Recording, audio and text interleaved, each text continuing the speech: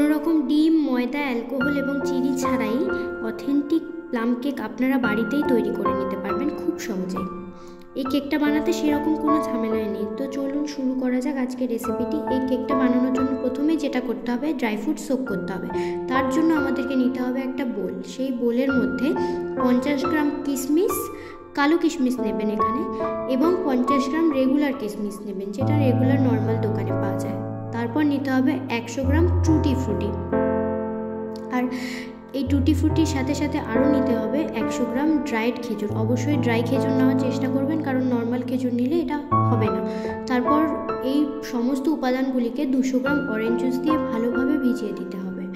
এইটা অন্তত পক্ষে 24 ঘন্টা আগে করলে খুব ভালো হয়, কিন্তু কারো হাতে যদি টাইম না থাকে তো আপনারা এটা 24 ঘন্টা আগে যদি না ভিজিয়ে রাখতে পারেন, তাহলে এই ড্রাই ফ্রুটসগুলোকে সোক করে মাইক্রোওভেনে 30 সেকেন্ড করে 3-4 বার ঘুরিয়ে ভালো করে র্যাপ করে অন্ততপক্ষে 24 ঘন্টার জন্য স্টোর করে রাখতে হবে নর্মাল ফ্রিজারে। অবশ্যই নর্মাল ফ্রিজে রাখবেন, ডিপ ফ্রিজে নয়।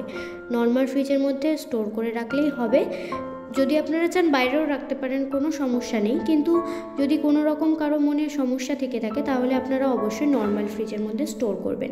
এরপর আমাদের যেটা করতে হবে সেটা হচ্ছে ক্যারামেল তৈরি করে নিতে হবে। ক্যারামেলের জন্য প্রথমেই নিতে হবে 1/4 কাপ চিনি। চিনিটা দিয়ে দেওয়ার পরে কোনো রকমভাবে চিনিটাকে নাড়ানো যাবে না, তাহলে কিন্তু কুকিং প্রসেসটা অনেকটা স্লো হয়ে যাবে, এবং স্লো হয়ে গেলে ক্যারামেলটা ঠিকঠাকভাবে তৈরি হবে না। প্রথমে কড়াইতে দিয়ে যতক্ষণ পর্যন্ত মেল্ট হতে টাইম লাগে সেই টাইমটা চিনিকে দিতে হবে। তারপরে ভালোভাবে মেল্ট হয়ে গেলে একবার নাড়িয়ে দিতে হবে, যাতে সাইডেরগুলোও ভালো করে মেল্ট হয়ে যায়।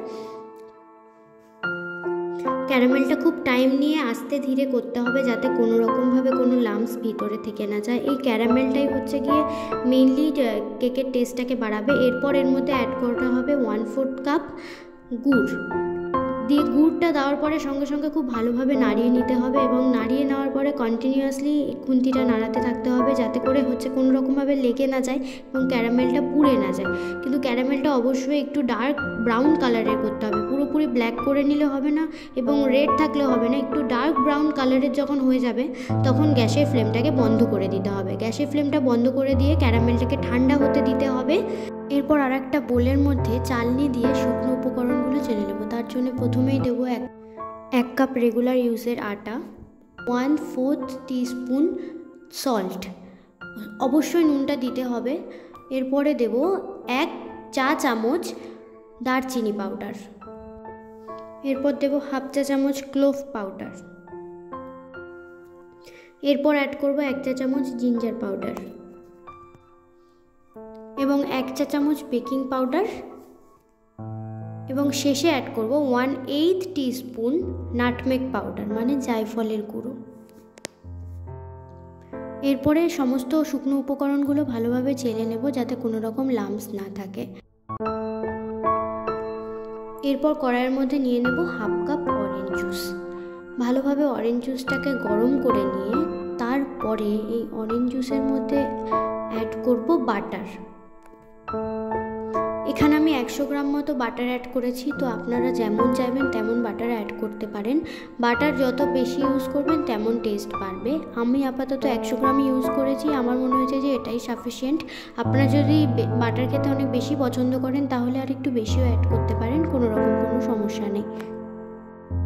এরপর ভালোভাবে নাড়াচাড়া করে বাটারটাকে মেল্ট করে নিতে হবে এবং মিশিয়ে নিতে হবে অরেঞ্জ জুসের সাথে। এরপর ভালোভাবে ফুটে উঠলে এর মধ্যে আমরা সেই প্রথমে যে ক্যারামেলটা বানিয়ে রেখেছিলাম সেই ক্যারামেলটা অ্যাড করে দেব। অফ করে দেওয়ার পরে ভালোভাবে ঠান্ডা করে নিয়ে তারপরে আমরা সোকড যে ড্রাই ফ্রুটসগুলো ছিল সেগুলো ভালোভাবে অ্যাড করে ভালোভাবে নাড়িয়ে নেব।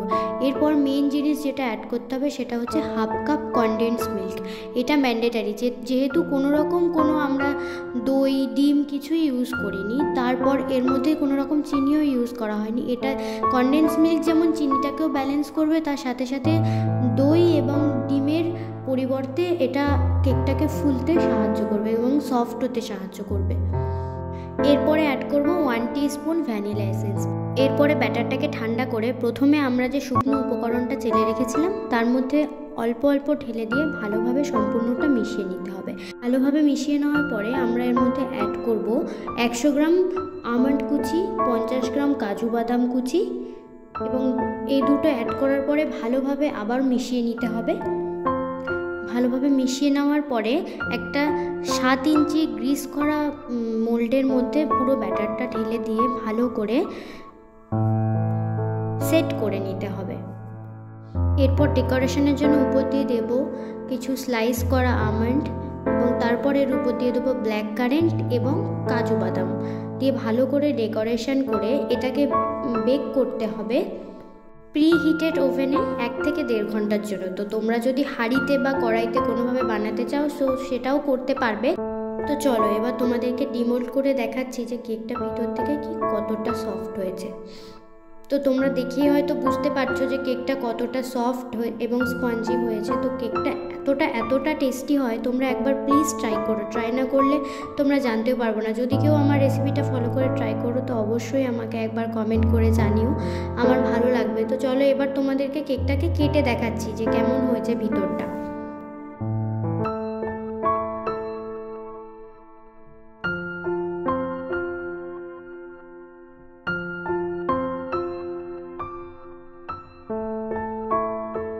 দেখেই বুঝতে পারছো যে কেকটা কতটা সফট এবং স্পঞ্জি হয়েছে। তোমরাও যদি এরকম কেক বাড়িতে বানাতে চাও তো অবশ্যই আমার রেসিপিটা ফলো করো।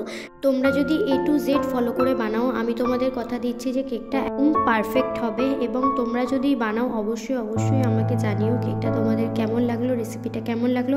ভালো লাগলে একটা লাইক কমেন্ট করে দিও। থ্যাংক ইউ সো মাচ সবাইকে ভিডিওটা দেখার জন্য।